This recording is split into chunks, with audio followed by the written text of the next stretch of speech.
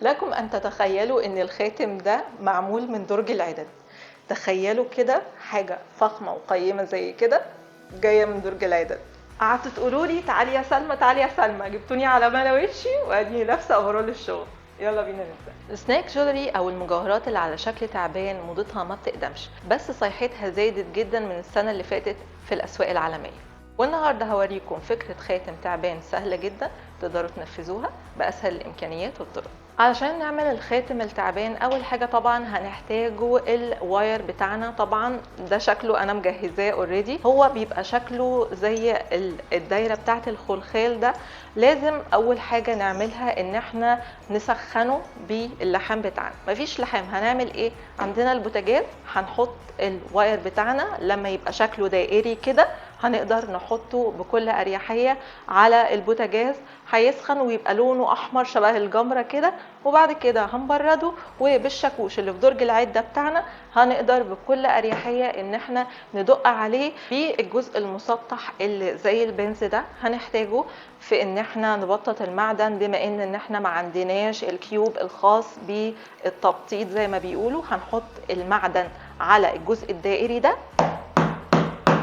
وبالشاكوش ندق لحد ما يتفرد تمام بمقياس الخواتم اللي انتوا شايفينه ده. طبعا ولازم يكون معدن لان السطح صلب جدا، فلازم نتعافى عليه وهنشتغل كمان بالشاكوش.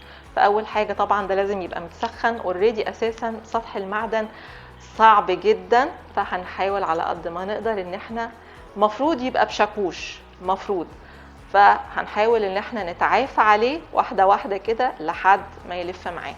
بعد كده هنحتاج ان نشتغل بالبنطة بتاعتنا، وده الدريل بتاعنا وده مفك البنطة. هنحط البنطة دي بالشكل ده، والجزء المدبب في راس التعبان هنبدأ واحدة واحدة ان احنا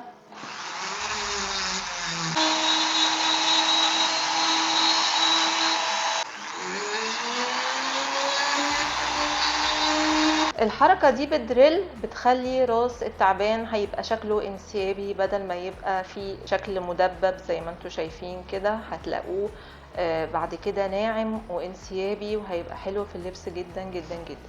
زي ما انتوا شايفين المبرد ده خاص بالخواتم تمام، لانه في حتة دائرية. فاللي هحتاجه اني الحتة المدببة ابدأ اني انعمها زيادة، وبرده الحتت الداخلية تتنعم زيادة عشان تبقى جدا مريحة في اللبس. شمع العسل ده زي ما انتوا شايفين بيجاب من عند العطار عادي، مفيش شمع عسل فيه بروة. شمع العسل اللي عندنا في البيت نقدر نستخدمها، دي بتساعد على سريان المنشار بتاعنا او الدريل. وبالمناسبة شمع العسل ده سعره مش عالي ابدا، سعره رخيص جدا جدا، ونقدر نشتريه من عند العطار زي ما قلت لكم. يعني ده في حدود حوالي 15 او 16 جنيه، فرخيص جدا، يمكن ارخص من الشمع اللي انتوا هتجيبوه من السوبر ماركت. فكل اللي احنا هنعمله ان احنا بدريل دوسه صغيره كده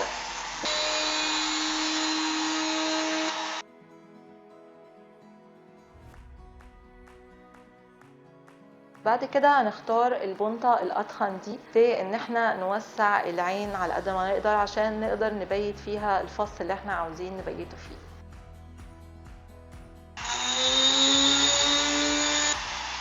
وباللمسة اللي قبل الأخيرة هنحتاج فرشة التلميع والجمرة ونركبها في الدرج.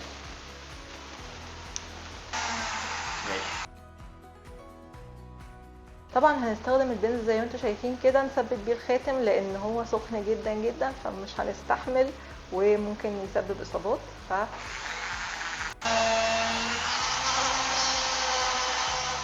بعد ما خلصنا تلميع طبعا المرحله اللي بعدها مهمه جدا، لازم نغسلها بالميه والصابون او بالخل والكربونات. وطبعا لان بيبقى فيه سواد جوه ده اسمه رايش، الرايش ده بيبقى بايت جوه ويبقى شكله بشع لو فضل في اللبس، وهيبقى هيدي طبع على الايد. فطبعا ضروري جدا ان احنا نغسله بعد ما نعمل بولشنج. واللمسه الاخيره للخاتم بتاعنا هنحتاج الريزن ايبوكسي، وده افضل جلو ممكن نستخدمه علشان خاطر الفص بتاعنا ما يقعش.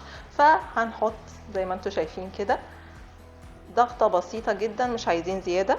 نميكس الريزن ايبوكس اللي هو السائلين مع بعضيهم يعني وكده، وبدبوس صغير رفيع كده هنعمل ايه، هناخد منه حبة حلوين كده بحيث انه ما يشوهش شكل العين.